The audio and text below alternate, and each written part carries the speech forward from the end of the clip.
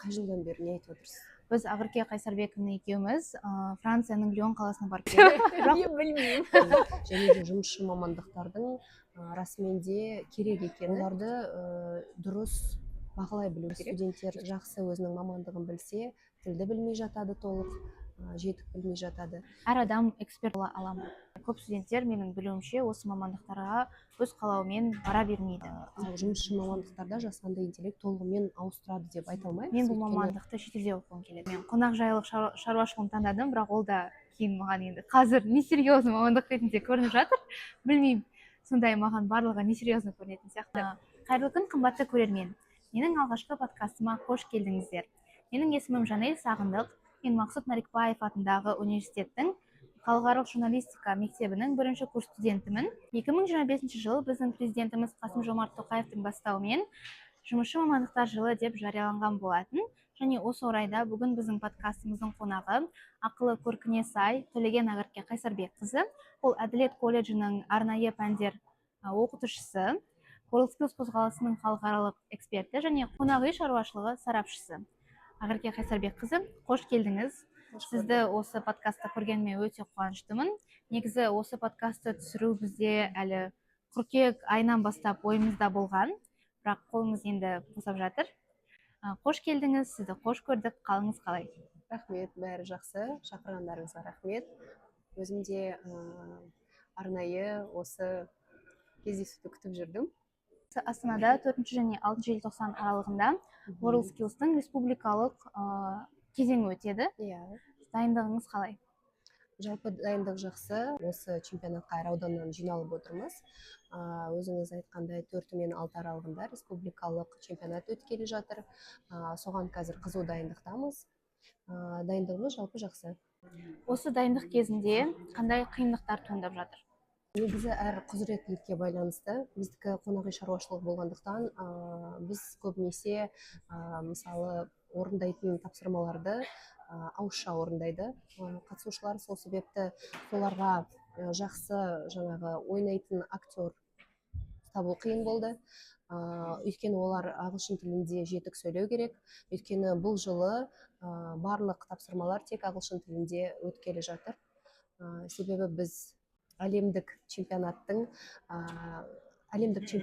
қарай бой түзеп, себебі сол жақта бәрі ағылшын тілінде болғандықтан, осы жылы солай болу керек деп шештік. Өйткені алдыңғы жылдары 70-30% өтетін, 70% жаңағы орыс тілінде болатын болса, 30% ағылшын тілінде. Бірақ бұл жылы енді өзгертіп, жаңадан көрейік деп отырмыз. Айта кетсек, мен өзім де осы WorldSkills қозғалысының қатысушысымын. Және 2024 жылы біз Ақерке Қайсарбековна екеуміз Францияның Лион қаласына барып келдік. Бірақ ол жылы Ақерке Қайсарбековна өкінішке қарай менің экспертім болған жоқ. Дегенмен маған қолдау көрсетіп, білмеген жерінде өз білімімен, өз тәжірибесімен бөліскен сәттерде болды. Және осы 2025 жылы екеуміз бірге Евроскиллс Хернинг 2025 чемпионатына барып келдік. Бұл жылы Ақерке Қайсарбековна менің тәлімгерім болды, және екеуміз жаз бойы дайындалып, еліміздің намысын қорғауға бар күшімізді салған болатынбыз. Ақерке Қайсарбекқызы, осы чемпионатты талқыласақ, жалпы біраз уақыт өтті. Сіздің қазіргі эмоцияңыз, ойларыңыз қандай? Бізде жаңағы сіз айтып өткен Хернинг қаласында болған чемпионат қыркүйек айында болды. Одан бері біраз уақыт өтті. Жалпы екеуміз де куәгерміз, қалай дайындық барысы өтті. 2 ай тоқтаусыз жақсы дайындалдық деп есептеймін. Енді қазір кішкене өз-өзімізге келіп, сол чемпионаттан кейін қазір енді осы республикалық сайысқа дайындалып жатырмыз. Сол жақта алған өзімнің тәжірибемді енді осы жақта бөлісіп, басқа эксперттермен де оларға жаңағыдай ол жақта қалай өтетіні бойынша ақпаратпен бөлісіп, жаңағы айтып өткендей, сол әлемдік чемпионатқа сол дәрежеде өткісек екен деген тілегім бар қазір. Бірақ қалай өтетінін енді алда көре жатармыз. Өзімнің эмоциямен бөлісетін болсам, негізі өте қызық чемпионат болды. Бұл менің алғашқы тәжірибем болмағандықтан, менің ойлағанымдай болды десе болады негізі. Бірақ біз осы жылы негізі Европалық чемпионатқа қатысқан болатынбыз, ал оның алдында мен халықаралық чемпионатқа, кәдімгідей әлемдік чемпионатқа қатысқан болатын, және арасында шынымен де біраз айырмашылық байқалады. Жалпы біздің барлық көрерменіміз WorldSkills жайлы біле бермейтін шығар, және сол туралы айта кетсек, WorldSkills деген не? WorldSkills ол жұмысшы мамандықтардың чемпионаты. Сол жерде алғыр білгірлер өздерінің жаңағы жақсы жұмыстарын көрсетеді, жұмысшы мамандықтарын қолдау мақсатында, және де жұмыс берушілерді солармен жақсы қарым-қатынас орнату үшін, соларға жақсы дайын кадрлар даярлау үшін жақсы алаң деп ойлаймын. Және де мен енді өзім көзіммен көріп келгеннен кейін таң қалдым, сондай көп мамандықтар бар екен, және де жұмысшы мамандықтардың расымен де керек екені, өйткені оларды дұрыс бағалай білу керек, өйткені олар өз қолдарымен бір дүниелер жасап жатады, өз істің мамандары деп айтса болады. Жастар бұл қозғалыстың мүшесі қалай бола алады? Жақсы сұрақ. Студенттер WorldSkills'қа қалай қатысушы болады? Олар міндетті түрде 21 жасқа дейін болу керек, және де алдын ала біз колледж ішаралық WorldSkills чемпионатын өткіземіз. Сол жерден мықты студентті таңдап аламыз. Одан кейін оны біз қалада өтетін чемпионатқа дайындаймыз. Одан кейін аудандағы және сол ауданнан ұтып шыққан мықты студенттерді біз республикалық чемпионатқа дайындап алып келеміз. Олар әлемге бару үшін, Қазақстанның намысын қорғау үшін сондай бір өте жақсы іріктеуден өтіледі. Одан кейін Қазақстанның намысын әлемдік аренада қорғайды. Студенттерді іріктеп таңдап алу барысында қандай қиындықтармен жиі бетпе-бет кездесесіз? Онсыз болмайды. Біздің мамандық, жаңа айтып өткендей, жақсы тілді жетік білу керек, шет тілін, ағылшын тілін. Сол себепті таңдайтын кезде, енді шындықты айтатын болсақ, біршама қиындықтармен кезігеміз. Ол кейбір студенттер жақсы өзінің мамандығын білсе, тілді білмей жатады толық, жетік білмей жатады. Немесе ағылшын тілін жетік меңгеріп тұрса, өз ісін толық әлі білмейтін болып шығады. Сол себепті бұл жерде жақсы баланс керек. Ондай жақсы студенттерді табу үшін, әрине біз оған жұмысқа бейімделген студенттерді табуымыз керек, практикадан өткен. Себебі егер ол жаңадан түскен студент болса, ол өзінің әлі мамандығын дұрыс білмейді, ол жаңағы практикада болмаған. Сол себепті біз бірінші, екінші курстардан таңдауға тырысамыз, үшінші курстардан. Олар өзінің мамандығымен танысып, біліп, қыр-сырын меңгергеннен кейін жаңағы ағылшын тіліне міндетті түрде көңіл бөлеміз. Одан кейін сол студенттерді ақырын дайындап, колледж ішаралық жаңағы чемпионаттарды өткізіп, арасынан мықтыларын таңдап аламыз. Жақсы, қатысушылар жағы түсінікті болды деп ойлаймын. Ал енді эксперттер жайлы сөйлесетін болсақ, әр адам эксперт бола ала ма? Жоқ, қазір талаптарға сәйкес болу керек. Ол үшін жаңағы өзінің құзыреттілігі бойынша сол мамандықты оқыған, өзінің жаңағы дипломы бар болу керек, және де сол салада өзі бірнеше жыл жұмыс атқарған болу керек. Бізде талап жаңағы осы WorldSkills'қа жауапты агент біздің Қазақстанда, сол кісілер өздері іріктеу өткізеді. Міндетті түрде колледждің мұғалімдерін жаңағы оларға айтылу керек, осындай іріктеу болайын деп жатыр дегендей. Мұғалімдер өздері жаңағы құзыреттілігі бойынша керекті құжаттарды дайындап жіберсе болады. Олар өздері іріктеп, соңында жаңағы таңдап алады. Эксперттің жауапкершілігі өте жоғары. Олар таңдап алынған студенттермен, қатысушылармен толықтай жұмыс жүргізеді. Соларды 2 ай бойы келісімшарт бойынша дайындау керек. Ол жерде 48 күн. Әрине ол тым аз деп ойлаймын. Бірақ мүмкін оған бір белгілі бір себептер бар шығар, енді мен ол жағын толық білмеймін. Бірақтан түсінгенім, енді сіз де оның куәсісіз, ол тым аз. Себебі тәжірибемен бөлісе, жаңағы басқа елдің эксперттерімен сөйлесе келе, олар мүлдем басқа форматта дайындық жүргізетінін естідім. Сонымен өзіміздің жаңағы әріптестермен бөлістім. Өйткені біз шынымен де сондай жақсы егер дайындық болатын болса, оларда біз де соны өзімізге алып енгізуіміз керек деп есептеймін. Өйткені 48 күн мысалы тоқтамай демалыссыз жұмыс істеген балаға өте ауыр. Өйткені біріншіден ол жаңағы өзінің менталдық жағынан, екіншіден балаға ол іш пыстырарлық болып кетуі мүмкін. Онсыз да оны сен күнде ана жақта өте қиын, барлығы мықты деп айтқаннан кейін ол баланың сынуы да мүмкін әбден. Сол себепті оларды ақырын, баяу, бірақтан сол динамикамен өсіріп, дайындығын жақсартып отыру керек деп ойлаймын. Енді сіз білесіз, біз өзіміз бір толық жабық жерде өткіздік дайындықты.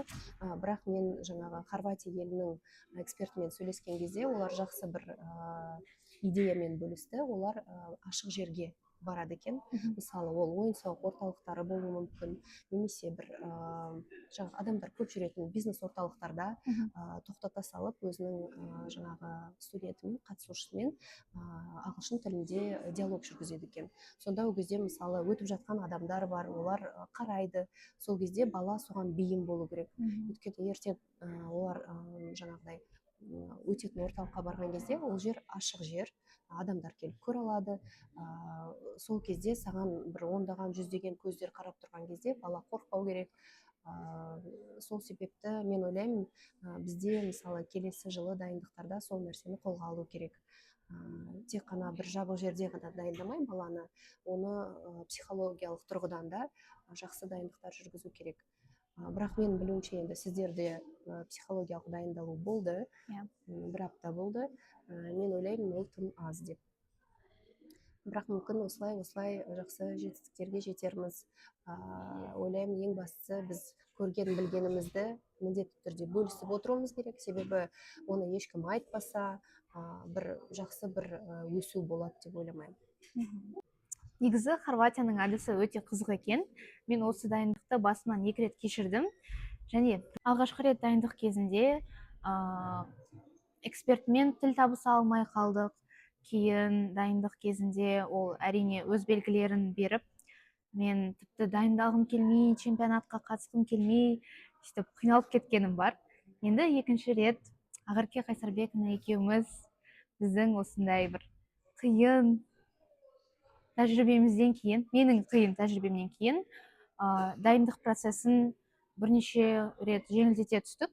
Және шыны керек, осы жылғы дайындалу процесі өте тез өтіп кетті, және маған мүлде сезілген жоқ. Және ол әрине Ақерке Қайсарбекқызының үлкен жұмысы, еңбегі. Сондықтан әрине басқа елдермен салыстырғанда біздің әлі істейтін жұмысымыз көп, оны мойындау керек. Және менің ойымша осындай біздің елімізден халықаралық эксперттер көп болуы тиіс, және олар осындай халықаралық чемпионаттарға қатысып, солардың тәжірибесін бойына сіңіріп, елімізге келіп, оларды қолдануы әбден тиіс деп ойлаймын. Осы дайындық барысында есіңізде қалған қызықты сәттер бар ма? Өзіңіз білесіз, 24-ші жылы бір қатысушыны дайындаған болатын. 25-ші жылы өзгертулер енгізілді. 2 қатысушыны дайындау керек деп шешті. Себебі енді әртүрлі жағдайлар болып жатады. Сол үшін егер бірі бара алмай қалған жағдайда, екінші қатысушы дайын болу керек деген мақсатта. Қандай енді қызық, есте қаларлықтай оқиғалар, шынымды айтсам, ондай бір ештеңе есіме түспей тұр, бірақтан жаңағы бар ойым қатысушыларда болды. Соларға жақсы болса екен, өздерін жақсы сезінсе екен деп. Себебі жаңағы айтып өткендей, моральдық тұрғыда егер олар өздерін жақсы сезінсе, олар келуге де асығып тұрады дегендей. Бірақ соңғы бір тапсырма есіңізде болса, жаңағы қонақ лифтта қалып қойып, жаңағы өзін қолайсыз сезініп, жылап дегендей қайда хабарласарын білмей, сол кезде жаңағы сіздердің екінші қатысушының сол ситуациядан шыққан сәті есімде қалыпты. Маған өте қатты ұнады. Өзіме жалпы дайындық барысы, сіз айтпақшы, маған да жеңіл өтті. Енді мүмкін сіз жаңағы менің студентім, шәкіртім болғандықтан мүмкін, өйткені мен естідім басқа эксперттерден, жаңағы мысалы эксперт өзі бір қаладан болса, қатысушы басқа қаладан болуы мүмкін, және бір-бірін танымаса, олар кішкене бір қиындықтар туындауы мүмкін, өйткені енді бір-біріне үйренісе алмай дегендей. Бірақ мен ойлаймын, нағыз жаңағы эксперттің бірінші мақсаты өзінің студентімен, қатысушысымен толықтай тіл табысу ең алдымен. Өйткені қатысушы өзінің экспертіне сену керек толықтай, эксперт өзінің қатысушысына толықтай сену керек. Сонда екі арада бір сенім болса, онда дайындық барысы қиын болады деп ойламаймын. Эксперт болу өте қиын. Себебі біріншіден қатысушы болған оңай емес. 48 күн қатарынан дайындалған. Оған қоса 48 күн қатарынан оқушыны дайындаған да оңай емес. Және сен оны тек қана жаңағыдай профессионалды тұрғыдан ғана емес, сен оны тағы да моральды тұрғыдан да дайындау керексің. Және осы екі тұсты бірге ұстап жүру өте қиын негізі. Енді осы орайда мен айтқым келіп отыр, жаңағы қатысушыға оңай емес деп отырсыз ғой, мен оны толықтай сізбен келісемін. Өйткені сіз жаңағы өнер көрсетіп жатқан кезде тапсырмаларды орындау барысында мен шынымды айтсам іштей таңданып тұрдым. Жалпы сізге ғана емес, барлық қатысушыларға да, өйткені ол жерде жаңағы айтпақшы қаншама халық қарап тұрады. Ол жерде халықтан бөлек сені бағалап отырған эксперттер бар қауымы. Солардың алдында қорықпай, өздерін өте сенімді ұстап, өнер көрсеткен тапсырмаларды орындайтын студенттерге соның бірі үздігісіз. Мен басымды идім, мен ойладым, бұл не деген қайрат болу керек, жігер болу керек. Сондай адамдардың алдында өнер көрсету, бұл шынымен де оңай емес. Және де кез келген оны дәл солай көрсетіп шыға алады деп айта алмаймын. Оған шынымен де өзінің ішінде жеңемін, істей аламын деген бір мақсат болу керек. Және де сол мақсатын көздеген адам міндетті түрде соған жетеді деп ойлаймын. Көп рахмет. Негізі ол сіздің де арқаңыз. Себебі біраз дайындалдық. Өзіңіз де білесіз, мен білмеген тұстарымда өз ақылыңызды айтып, біліміңізбен, тәжірибеңізбен бөлісіп, және мен өз-өзіме сенімсіздік танытқан сәттерде әрқашан жанымда табылдыңыз. Және тіпті 24 жылы мені өз экспертім емес, сіз қолдадыңыз, шыны керек. Және мен ең көп қолдауды сіздің тарапыңыздан сезіндім. Және менің ойымша сол себептен де біз осы 25 жылы осындай сәтті дайындалып шықтық деп ойлаймын. 2025 жылы біздің президентіміз Қасым-Жомарт Тоқаевтың бастауымен жұмысшы мамандықтар жылы деп аталынған болатын. Және осы орайда жұмысшы мамандықтар жылында сіздер мемлекет тарапынан бір аса ерекше қолдау сезіндіңіздер ме? Енді бұл жылы жалпы ол чемпионат барысында ғана емес, жұмыс барысында ол нәрсені сезіп жатырмыз. Өйткені көптеген шаралар өтіп жатыр жұмысшы мамандықтарына байланысты. Енді оның бірі әрине WorldSkills. Осы орайда менің айтқым келетіні, мемлекет тарапынан әрине қолдау бар. Бірақ ол жаңа құзыреттілікке байланысты. Біздің құзыреттілік бойынша сондай бір көп қаражатты қажет етпейді. Бірақ менің бір осы орайда айта кеткім келетін нәрсе, ол жақсы серіктестер керек деп есептеймін. Өйткені біздің Қазақстанда 5 жұлдызды қонақүйлер өте көп. Солармен жақсы серіктес болатын болса, олар өзінің тәуелсіз эксперттерін, жұмысшыларын берсе, олар өздерінің жаңағы тәуелсіз көзқарастарымен бөліссе, ол бір жақсы даму болар еді деп ойлаймын. Өйткені енді әр эксперт өзінің қатысушысын қолдайды, мен оны түсінемін. Бірақтан біздің мақсатымыз жиналған кезде жақсы дұрыс бағалау деп есептеймін. Өйткені қатысушылардың сағын сындырмау керек. Олар бәрі әділ өтетініне толықтай сенімді болу керек. Сол себепті егер біз расымен де бірігіп жақсы таңдау жасайтын болсақ, ол басқа студенттерге де бір септігін тигізеді деп ойлаймын. Өйткені олар барлық нәрсе адал болатынына, өз күштерімен жете алатынына сенетін еді. Енді жаңағы қолдау барысында мемлекет тарапынан айтып өткендей бір біздің енді құзыреттілік бойынша аса көп талап етпейді, бірақтан жақсы серіктестер болса, және де мысалы біз енді екеуміз кезіккен жаңағы проблеманы айтатын болсақ, ол киім үлгісі. Мысалы біз енді ол жерде тек бір колледждің атын қорғау мақсатында емес, бір аудан емес, Қазақстанның атын қорғау мақсатында барып отырмыз. Сол себепті қатысушыларға мысалы жақсы униформа болса, жаңағы өзіміздің мүмкін бір оюлар болса да арасында, немесе біз мысалы қыздарға галстук сияқты тағады ғой, сол сияқты мүмкін біздің жаңағы көк түспен сондай өзіміздің туымыздың бір белгісі ретінде сондай бір элементтер болса, соның өзі жақсы қолдау болар еді деп ойлаймын. Өйткені біз екеуміз сол проблемамен кезіктік, өзіміз іздеген болатынбыз. Сондай кезде қолдауды қаттырақ күтесің. Негізі біздің қоғамда осы жұмысшы мамандықтарға қатысты стереотиптер өте көп. Әлі күнге дейін және көп студенттер менің білуімше осы мамандықтарға өз қалауымен бара бермейді. Және осы орайда сіздің ойыңыз қандай? Мен сізбен келісемін. Қазір енді жастар көбінесе жеңіл мамандықтарды таңдауға тырысады. Жеңіл ауыры жоқ шығар, бірақтан көбісі жаңағы маркетолог, менеджмент деген мамандықтарды таңдап жатады. Бірақтан енді мен өзім жаңағы чемпионаттан кейінгі көргенім, бұл қолмен жасайтын мамандықтар, жұмысшы мамандықтар, олар әрдайым керек. Өйткені қазір көп мамандықтарды өзіңіз білесіз, жасанды интеллект ауыстырып жатыр, олардың орнын басып алып жатыр. Мысалы жаңағы маркетологтарда бір өздерінің пландарын олар жазып береді деген сияқты, мысалы түсірім барысын толықтай жазып бере алады. Ал жұмысшы мамандықтарда жасанды интеллект толығымен ауыстырады деп айта алмаймыз. Өйткені бұл жерде адамның өзінің креативі керек, жаңағыдай өзінің біліктілігі керек, және де қолынан келе алу керек деп ойлаймын. Жұмысшы мамандықтар әрдайым керек, ол өлмейтін мамандықтар.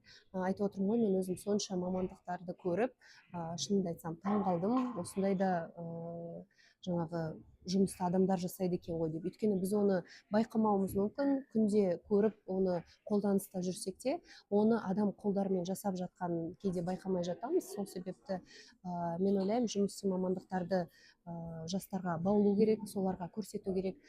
Міне мысалы WorldSkills бұл жақсы алаң, оқушыларды, мектеп мысалы бітірейін деп жатқан оқушыларды алып келіп, сол жерге көрсету керек. Сонда олар өздері сол жерден түсінуі мүмкін, қандай мамандықтар бар екен, мүмкін солардың қызығушылығы ашылуы мүмкін. Міне осы орайда WorldSkills алаңы нағыз жаңағы оқушыларды баулитын алаң деп айта алушы едім. Соларға көрсетіп, қыр-сырын айтып дегендей. Сол үшін жұмысшы мамандықтары керек. Және де Қасым-Жомарт Кемелұлы бекер осы жылды жұмысшы мамандықтар жылы деп таңдамаған болар.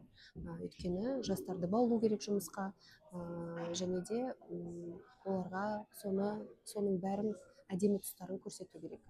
Негізі мен өзім де мамандық таңдаудан біраз қиналған болатын, мамандықты ауыстырдым да, және осы орайда сіз осы қонақ үй шаруашылығына қалай келдіңіз? Бұл енді қызық жағдай. Мен жалпы өзім 11-ді бітіріп жатқан кезде сіздер сияқты алдында біраз сұрақтар болды, қандай мамандық таңдасам екен дегендей. Өзім жаңағы есепке қатты емеспін. Сол себепті оқуға түсетін кезде ойлағам, математика болмаса екен деп. Бірақ өзімнің жаңағы тілдерге құлшынысым болды. Және де туризм мамандығына қызықтым. Бірақ ол кезде біз жалпы мамандықты толық не екенін білген жоқпыз. Ондай агитациялық жұмыстар дұрыс жүргізілмеген еді. Сол себепті ойладым, енді туризм ол яғни жаңағы әлемді аралау, көру деген сияқты. Бірақ кейін талқылай келе, сөйлесе келе, ата-анаммен сөйлесе келе, осы қонақ үй шаруашылығы және мейрамхана ісі мамандығы бар екенін естідім. Ол мамандық өзіме ұнады.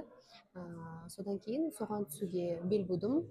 Қазір уақыт өте келе, шынымды айтсам, мен өте қуанамын осы мамандықты таңдағаныма, өйткені жаңағы сервис ол кез келген жерде бар, және де адамдармен дұрыс қарым қатынас жасау ол әрдайым керек, үйде болсын, жұмыста болсын, қандай жұмыс болмасын.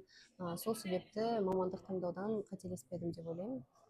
Сол мамандықты таңдау барысында Астана қаласындағы Қазақ технологиялық және бизнес университетіне көзім түсті. Бұл мамандық жас мамандық қой. Қателеспесем, біз осы мамандықтың үшінші түлектеріміз, өйткені ол жас мамандық. Осы Астана қаласында оқуды бітірдім. Одан кейін сол университетте магистратураны оқыдым, бірақ менеджмент мамандығы бойынша. Сол. Жанель, енді менде де сізге сұрақ болып тұр. Сіз де осы мамандықты оқып бітірдіңіз, бірақ жоғарғы оқуда басқа мамандықты таңдадыңыз, журналистика. Сізге өте жарасымды. Рахмет. Не себепті журналистиканы таңдадыңыз? Журналистика негізі менің бала арманым еді. Кішкентай кезімнен бастап теледидардың жанында отырып, ата-анама болашақта диктор боламын деп айтатын, өзім әдебиетке жақын болатынмын, мектепте және өлең жазатын әдетім де болған. Бірақ мамандық таңдауға келгенде, бәлкім ағылшын тілін жақсы меңгергендіктен бе, әлде түрлі мәдениеттерге, басқа елдерге қызығушылығым болғандықтан ба, осы қонақ үй шаруашылығын таңдаған болатынмын. Және еш өкінбеймін, маған ұмытылмас тәжірибе сыйлады. Және менің ойымша, осы журналистикаға қайтып келуіме негізі менің осы 2024 жылы Францияда өткен WorldSkills Лион чемпионатына қатысқаным әбден бір септігін тигізді деп ойлаймын. Себебі чемпионатта үздік медальон алғаннан кейін біраз интервью бердім, біраз телеарналарға бардым, түрлі жобаларға қатыстым, және сол менің бір журналистикаға деген қайттан қызығушылығымды, махаббатымды қайта оятқан сияқты. Сондықтан сол кезден бастап қайта ойлана бастадым. Осы қонақжайлық шаруашылығын әрі қарай жалғастырамын ба, әлде журналистикада өз бағымды сынап көрем ба деген ойлар туындады, және көріп тұрғандарыңыздай, мен журналистикаға қайта оралдым деп. Осы тақырыпты қорытындылай келе, жұмысшы мамандықтарды таңдаған түлектер, жастар халықаралық деңгейге қалай шыға алады? Олардың халықаралық деңгейге шығу үшін бұл жерде эксперттер, жақсы жаңағы таланты бар, ынтасы бар студенттерді іріктеп таңдап алу керек. Оларды іріктеп таңдап алмас бұрын оларға осындай жаңағы қозғалыс бар екенін, WorldSkills қозғалысы бар екенін айту керек. Себебі көп студенттер ол жайлы білмейді, және де білсе де оның пайдасы қандай екенін білмейді. Сол себепті бұл орайда бірінші осындай мүмкіндіктер бар екенін айта кету керек. Одан кейін ол мүмкіндіктерді қалай қолдануға болады, және де ең бірінші мақсаты жаңағы эксперттің соларға барлық жаңағы жағдай жасау, мүмкіндіктерді беру, және де солармен таныстыру. Одан кейін егер студент қызықса, ол расымен де сол жаңағы мысалы неше түрлі чемпионаттардан соған қатысып қана қоймай, сол арқылы мысалы басқа мемлекеттерді көре алатынын білсе, ол жақсы ынталандырады деп ойлаймын. Өйткені сіз өзіңіз де білесіз, ол шынымен де жақсы алаң. Ол көптеген жаңа есіктер ашады, көптеген жақсы таныстықтар береді.